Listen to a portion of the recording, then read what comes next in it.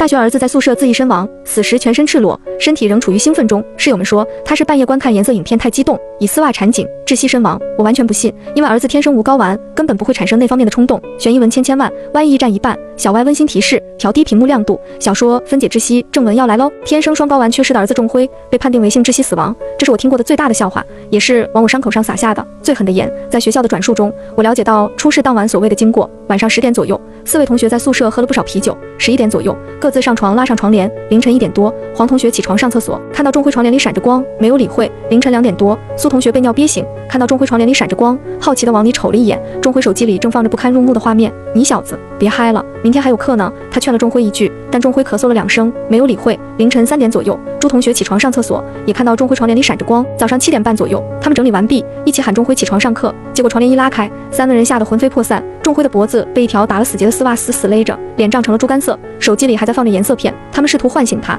却发觉他早已气息全无。更诡异的是，他的下体还有生理反应，这就是仲辉3个室友说的。事件发生的整个过程，3位同学口供一致，而勒死仲辉的丝袜上只有仲辉和一个女生的指纹。学校说丝袜是仲辉从女生那里偷来的，之后一直藏在枕头底下。出事当晚，女生也没有进过男生宿舍，种种迹象都表明仲辉确实死于性窒息。但于我而言，要相信一个不会有性冲动的人死于性窒息，无异于相信晚上会出现太阳一样荒谬。我是单亲妈妈，苦熬18年将仲辉培养成才，最后收获的却只是一具冰冷的尸体，还是如此不堪的死因。我不能接受，完全不能接受。我拒绝再跟学校有任何沟通，只有一个诉求：尸检。等待尸检的过程，度日如年。每天看着满屋的奖状和照片里仲辉的笑脸，我心如刀割，生不如死。儿子仲辉出生不久，丈夫就意外身亡。没几天，仲辉又查出身体缺陷，连遭双重打击的我一下子老了10岁。好在仲辉从小乖巧听话，对异性没幻想的他一心扑在学习上，成绩长期名列前茅。可就是这样一个优秀的儿子，却这么不明不白的死了。好几次深夜，我都拿起水果刀在手腕上抹撒，只要身体越疼，我心里的痛就能减少一点。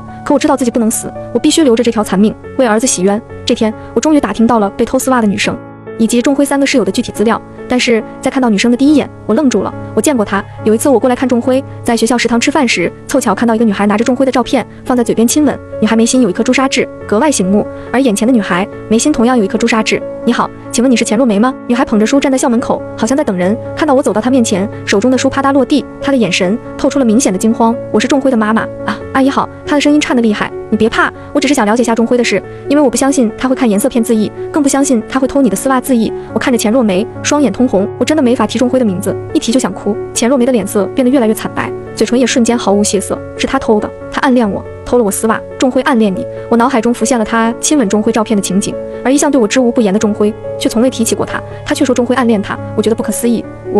钱若梅越来越结巴了，豆大的汗珠从她的额头滚滚落下，但她接下来说的一句话让我大惊失色：我是不祥之人，只要跟我有关联的男生都会死，都死了。钱若梅的眼神开始变得很不正常，表情也非常奇怪。姑娘，阿姨不是来找你麻烦的，阿姨只想知道你们到底发生了什么事？因为我相信我儿子不会干出偷女生丝袜的这种事。我试图去安抚他，谁知手才触碰到他的肩，他就失声尖叫起来。有鬼，有鬼缠住了他们。上个月我跟我男友分手，他穿着我的球鞋在我们学校跳楼自杀了。这个月仲辉又拿着我的丝袜自缢死了。你说什么？上个月你们学校也有人跳楼自杀？有鬼，有鬼啊啊！钱若梅已经完全听不进去我的任何话，不停地尖叫，尖叫声很快引来了很多人，包括学校的姚校长。姚校长喊人将钱若梅送去医院后，一脸严肃地看着我说：仲辉妈妈，我能理解您痛失爱子的心情，但请一切都交给警察，不要骚扰我们的学生好吗？听说你们上个月也有一个学生跳楼自杀了，死前穿着钱若梅的球鞋，我逮住了这一点，不肯罢休。我捕捉到了姚校长眼中一闪即逝的惊慌。是的，死的是钱若梅的男友，因为各种压力抑郁自杀，但这件事跟仲辉的事没有任何关联。好，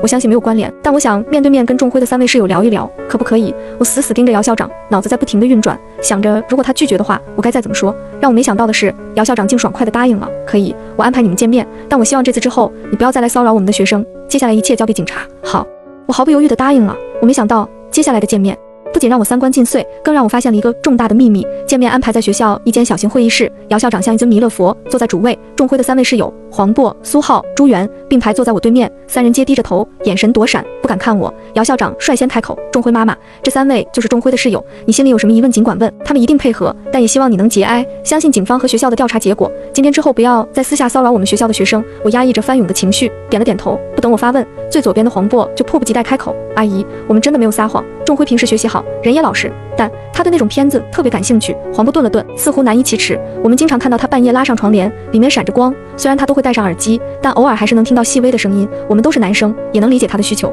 谁都没想到他会出这种事。另外两人忙不迭的点头，中间的苏浩小声补充：真的，阿姨，仲辉手机里存了很多片子，经常会跟我分享，不信你去看他手机。他们描述的若有其事，可这套说辞在我心里荒谬至极。我深吸一口气，强压下心中的怒火，从随身的包里缓缓掏出一张折叠整齐的纸。我将纸展开，推到会议桌中央。这是医院的诊断书，可以证明我家仲辉天生没有那对东西。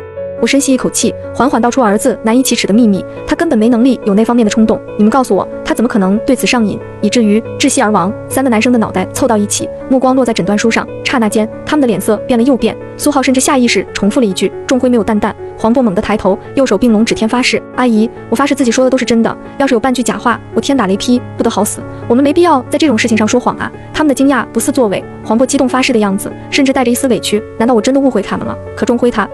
仲辉妈妈，姚校长轻声叫了一句，打破僵局。我能理解你的心情，但这个年龄的男孩的确对这方面的东西会充满渴望。哪怕仲辉天生身体有缺陷，但他心理上可能也会对这些事抱有向往。听到姚校长插嘴，我不由想起了那个坠亡的男生，你们学校上个月死掉的男生，听说是钱若梅的男友，死时穿着钱若梅的鞋跳楼自杀，而我儿子又是用钱若梅的丝袜勒颈而亡，为何如此巧合？他们的死您不觉得都有点奇怪吗？听到我的发问，姚校长面沉如水。关于钱若梅男友的死，警方有明确结论，是抑郁症导致的轻生。那件事和仲辉同学的身亡完全没有关联。姚校长特意强调没有关联4个字，但我总觉得这件事没有那么简单。会议室里，几人的说辞滴水不漏，我心里闷得慌，始终存有猜疑，但是表面上也只能暂时退让。毕竟这一切都是我的揣测，我没有证据。带着满腹疑虑，我回到了空荡荡的家，等待尸检结果的日子，每一分每一秒都像是在滚钉板。屋里还残留着仲辉的气息，我小心翼翼地拂过他看过的书，用过的书桌，这些物品都像在无声地拷问我：妈妈，连你也相信那些人的说辞吗？我不信，无论如何我也无法相信我天生残缺的儿子会对性产生那种足以致命的冲动。好在几天后，我终于盼到了儿子的尸检报告，可报告结果却让我心止不住的痛。上面明确写着，仲辉的死亡特征符合自缢，但也白纸黑字的证实了仲辉先天性双侧睾丸缺失。报告甚至补充说明，从生理结构而言，此类情况会导致雄性激素水平极低，个体理论上很难产生强烈的持续性的性冲动。官方报告都这样说了，那仲辉的死明显不是他室友所说的那样，他们一定在撒谎。那晚在宿舍究竟发生了什么不可告人的事？甚至仲辉的死可能根本就不是一场意外。就在我心如死灰之时，一个电话带来了转机。嫂子，我是陈云，我听同僚说起仲辉的案子，我没想到你是丈夫的发小竟然会突然联系我，也让我心中升起一丝希望。自从老仲死后，我跟陈云有许多年未见了。电话里，他的声音沉稳中带着一丝关心。嫂子，仲辉的事我听说了。节哀，我了解到你一直对仲辉的死因存疑。其实这起案件有些地方我也觉得有点怪。他特意提到了尸检报告里那显眼的矛盾，一个生理上几乎不具备冲动条件的孩子死于性窒息，这本身就不合常理。我会申请深入调查，并且接手这起案件。陈云的话像黑暗中划亮的一根火柴，重新点燃了我几乎熄灭的希望。我攥着电话，哽咽地挤出一句：谢谢你，陈云。令我没想到的是，没过几天，还真被陈云找到案件疑点。儿子留在学校的遗物已经被我带回家，包括他的手机。只是我试过几组密码，就连钱若梅的生日，我也问过他，尝试输入过，结果全都解锁失败。为了弄清真相，我把儿子的手机交给陈云，他那边很快就破解了密码。嫂子，手机打开了，你看看。他将手机轻轻推到我面前，我打开了相册，不过几眼，里面的内容就让我眉头紧锁。几十张男男女女光着身子的视频封面，令我的心猛地一沉。难道仲辉3个室友的说辞竟是真的？陈云似乎看穿了我的心思，他放缓声音安慰道：嫂子，其实现在的孩子手机、电脑或多或少都会有这些东西，这本身并不能直接说明什么。可我欲言又止，不忍心再次亲手揭开儿子的缺陷。陈云顿了顿，语气仍旧平和。有时候孩子为了合群，哪怕自己没有那方面的想法，也会竭力融入进去。仲辉那孩子性子要强又敏感，他可能是不想被同学排挤，所以才去接触这些，方便跟室友找话题。陈云不愧办过多年案子，3言2语就疏导了我淤塞的情绪，心情稍微稳定下来。我又打开短信功能，里面大多是快递和外卖的信息，并无异常。直到我点开儿子的微信，滑动几下屏幕后，陈云的目光骤然凝固。等等，我的动作顿住。陈云拿过手机，蹙着眉查看起来。我凑过去，只看到他点开备忘录的对话框，他的手不停滑动屏幕，脸色越来越凝重。半晌后，他抬起头，眼神复杂地看向我。嫂子，这不是仲辉的备忘录，而是他和一个人的聊天记录。我从他手中接过手机，屏住呼吸，看着儿子一字一句向这个备忘录倾吐心声。记录里，仲辉痛苦地诉说着对一个女孩子的暗恋，尽管他没提名字，但我瞬间想到了钱若梅，她好像对我也有好感，我们就差没捅破那层窗户纸了。那天晚上聚会，我和他都没有回宿舍，他很主动，可是我一点感觉都没有，身体像死水一样。他凑过来的时候，我很慌，我只想逃走，我好怕他会发现我的秘密。那晚之后，他看我的眼神从期待变成了失望。他问我是不是不喜欢他，我怎么可能不喜欢他？可是我做不到啊！这些文字刺得我眼睛生疼。原来在我不知晓的角落里，儿子承受着这样的煎熬。备忘录的回复，表面上像在开导钟辉，实际上是在将他一步步引向深渊。兄弟，身体不行也没关系的。你以为那么多女人真的会爽？很多都是装出来的。既然他们能装，凭什么你不行？女人有时候要的只是一种被渴望的感觉。我建议你看一些片子，学一下里面男人的动作，看他们是怎么表现得很投入的。必要的时候可以借用一些工具，比如女人的丝袜。我猛地闭上眼睛，心脏难受至极。原来如此，儿子手机里那些不堪入目的视频，居然是出于这样绝望又可怜的动机。他不是对这些东西上瘾，他只是在笨拙的试图扮演一个正常男人，就为了钱若梅。可一个更大的疑问随之浮现，难道用丝袜勒住脖子也是表演的一环吗？即使是为了入戏，儿子也绝不可能真的勒死自己。身体的本能反应会让他在濒死之际松开。我看向陈云，他也一脸严肃地看着我。这个人有点问题，他好像在利用钟辉的自卑和心理弱点，一步步引导他自杀，或是他杀。我瞪大双眼，直直地看着陈云。陈云没有正面回答我，只是立刻起身。我马上回局里，重点排查这个账号的身份信息，以及钟辉身边所有符合特征的人。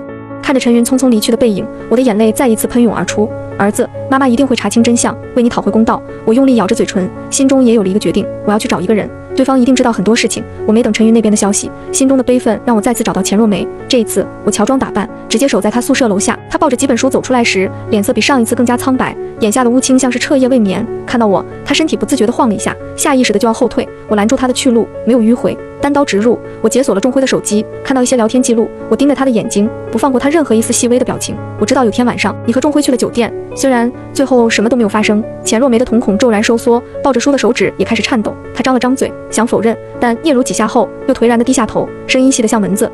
我们是谈过一阵子，很短，后来就分开了。你们分开之后还有联系吗？我继续追问。钱若梅摇了摇头，跟钟辉分开后，我和张耀在一起了。张耀，我反应过来，应该是那个坠亡男孩的名字，但随即钱若梅的情绪又开始激动，眼神变得惊恐，仿佛陷入某种可怕的回忆。都是我害的。她开始喃喃自语，声音带着哭腔。我是灾星，只要是跟我有关系的男生都会倒霉，都会死的。张耀是这样，钟辉也是这样，他们都死了，都被我害死了。他又开始重复之前说过的那些话，身边也慢慢围过来一群学生。钱若梅，冷静点。我试图稳住他的情绪，但他深陷痛苦中，置若罔闻，并且用力抓着自己的头发，身体剧烈颤抖着，眼看就要失控。怎么回事？一道严厉的声音插了进来。姚校长不知何时出现在旁边，他快步上前，一把将几乎瘫软的钱若梅护在身后，看向我的目光里充满了毫不掩饰的怒意。钟辉妈妈，我已经一再告诫过你，不要再来骚扰我的学生，你把学校当成什么地方了？他呵斥着我，那姿态完全是一个保护学生的尽责师长。我被他的气势摄住了一瞬，刚想开口解释，目光却猛然撞上他看向我的眼神，那威严之下竟藏着一丝冰冷的恨意。我愣住了，浑身发冷。他为什么会用那种眼神看我？仿佛我追查儿子的死因是一件多么十恶不赦的事情。姚校长没再给我任何说话的机会，他扶着喃喃自语、神志不清的钱若梅迅速离开，人群渐渐散去，只留下我一个人站在原地。我感觉心脏在咚咚直跳，那个憎恨的眼神深深扎进了我的脑海里。我甚至感觉姚校长跟两个男孩的死都有关系，他会不会就是那个引导者？